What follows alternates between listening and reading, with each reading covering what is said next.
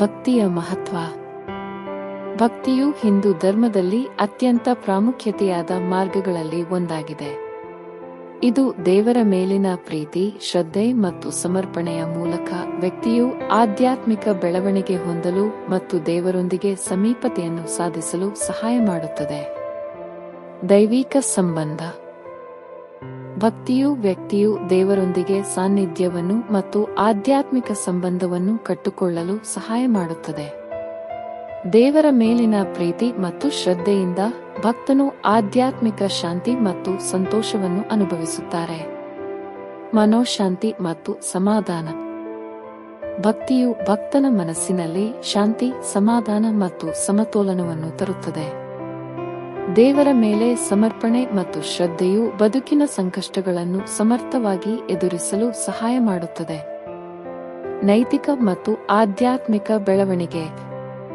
ಭಕ್ತಿಯು ವ್ಯಕ್ತಿಯ ನೈತಿಕತೆ ಮತ್ತು ಆಧ್ಯಾತ್ಮಿಕತೆಯನ್ನು ವೃದ್ಧಿಸುತ್ತದೆ. ಇದು ಭಕ್ತನಿಗೆ ಸತ್ಪ್ರವೃತ್ತಿ, ದಯೆ, ಸತ್ಯ ಮತ್ತು ಶಾಂತಿಯಂತಹ ಗುಣಗಳನ್ನು ಅಳವಡಿಸುತ್ತದೆ. ಸಾಮಾಜಿಕ ಸೌಹಾರ್ದತೆ. ಭಕ್ತಿಯು ಸಮಾಜದಲ್ಲಿ ಸಹಿಷ್ಣುತೆ, ಸಹಾನುಭೂತಿ ಮತ್ತು ಸಹಕಾರದ ಮನೋಭಾವವನ್ನು ಉತ್ತೇಜಿಸುತ್ತದೆ. ಭಕ್ತರು ದೇವರ ಸೇವೆಯ ಮೂಲಕ ಸಮಾಜಕ್ಕೆ ಕೊಡುಗೆ ನೀಡಲು ಪ್ರೇರೇಪಿತರಾಗುತ್ತಾರೆ. ವೈಯಕ್ತಿಕ ಮುಕ್ತಿ. ಭಕ್ತಿಯು ವ್ಯಕ್ತಿಗೆ ಆತ್ಮ ಸಾಕ್ಷಾತ್ಕಾರ ಮತ್ತು ಮೋಕ್ಷ ಪಡೆಯಲು ಮಾರ್ಗದರ್ಶಿಸುತ್ತದೆ. ದೇವರ ನಾಮಸ್ಮರಣೆ, ಪೂಜೆ ಮತ್ತು ಕೀರ್ತನೆಗಳ ಮೂಲಕ ಭಕ್ತನು ತಮ್ಮ ಆಧ್ಯಾತ್ಮಿಕ ಗುರಿಯನ್ನು ತಲುಪಬಹುದು. ಭಕ್ತಿಯು ಸನಾತನ ಧರ್ಮದಲ್ಲಿ ಮಹತ್ವದ ಸ್ಥಾನವನ್ನು ಹೊಂದಿದ್ದು, ಇದು ವ್ಯಕ್ತಿಯ ಆಧ್ಯಾತ್ಮಿಕತೆ, ನೈತಿಕತೆ ಮತ್ತು ಸಾಮಾಜಿಕ ಒಗ್ಗಟ್ಟನ್ನು ಉತ್ತೇಜಿಸುತ್ತದೆ. ದೇವರ ಮೇಲಿನ ಭಕ್ತಿ ಮತ್ತು ಶ್ರದ್ಧೆಯ ಮೂಲಕ ಭಕ್ತನು ಜೀವನದ ವಿವಿಧ ಕ್ಷೇತ್ರಗಳಲ್ಲಿ ಶಾಂತಿ, ಸಂತೋಷ ಮತ್ತು ಸಮಾಧಾನವನ್ನು ಹೊಂದಬಹುದು.